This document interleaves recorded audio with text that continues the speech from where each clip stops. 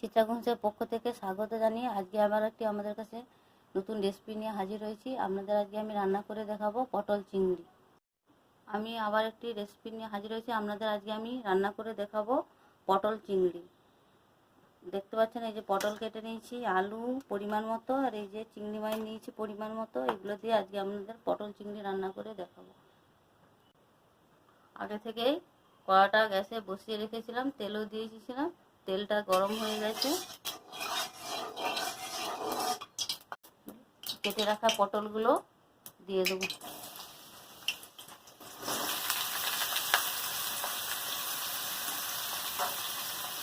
দিয়ে প্রথমে পটলটাকে ভেজে নেব।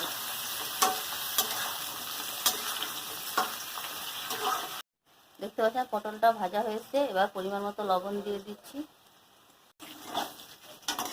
লবণ দিয়ে কিছুক্ষণ নেড়ে যাতে পটলের মধ্যে লবণটা ঢুকে, তারপর নামিয়ে নিচ্ছি। পটলে নুন দিয়েছিলাম, কিছুক্ষণ নেড়ে নিয়েছি, এবার নামিয়ে নিচ্ছি। পটলটা ভাজা হয়ে গেছে। ওই তেলে আলুটাও ভেজে নেব।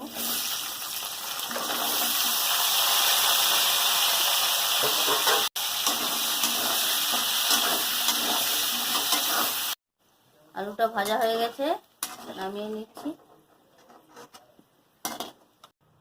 পটল চিংড়ির আলু আর পটল ভেজে নিচ্ছি। এবার চিংড়ি মাছটা ভেজে নিচ্ছি।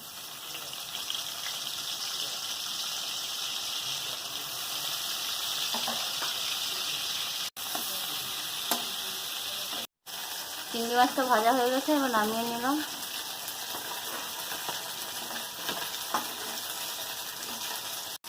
যে পটল চিংড়িটা করবো, চিংড়ি মাছ ভাজছিলাম, তেল রয়ে গেছে, ওতেই সরিষার তেল দিয়ে দিচ্ছি পরিমাণ মতো। তেল গরম হয়ে গেছে।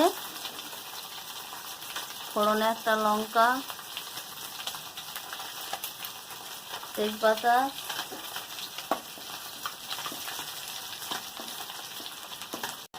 পাঁচ ফোড়ন, রসুন বাটা,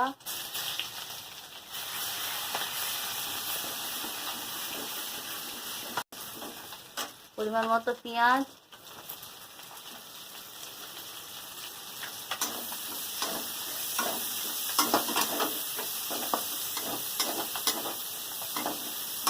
পরিমাণ মতো আদা বাটা,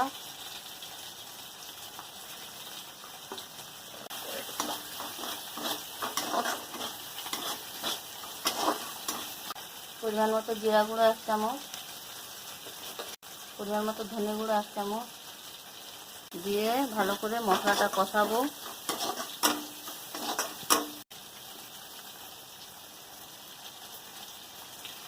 লঙ্কা গুঁড়ো পরিমাণ মতো, যে যেমন ঝাল খাবেন তেমন লঙ্কা দিবেন।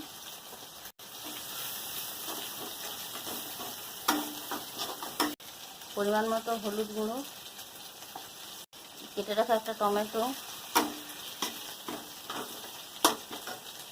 বেটে রাখা মশলার জল,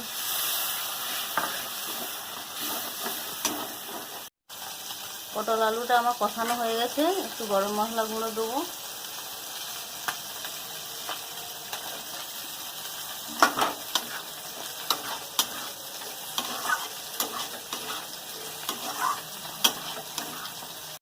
গরম মশলা দিয়ে একটুক্ষণ নেড়ে নিয়েছি, এবার জল দিয়ে দিচ্ছি।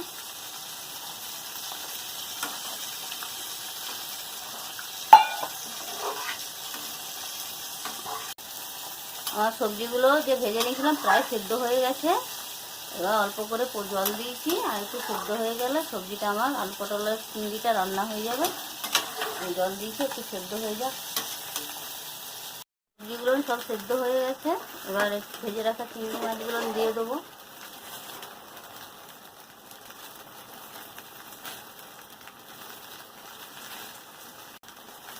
দিয়ে কিছুক্ষণ ফুটিয়ে নেব।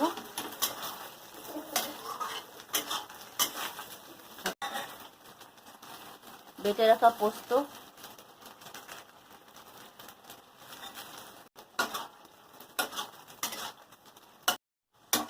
পটল চিংড়ি রান্নাটা দেখতে পাচ্ছেন আমার হয়ে গেছে।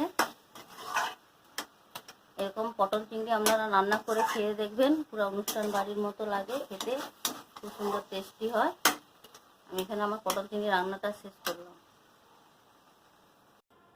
এখানে আমার পটল চিংড়ি রান্নাটা শেষ করলাম। আপনাদের যদি ভালো লেগে থাকে লাইক, কমেন্ট, সাবস্ক্রাইব করতে ভুলবেন না।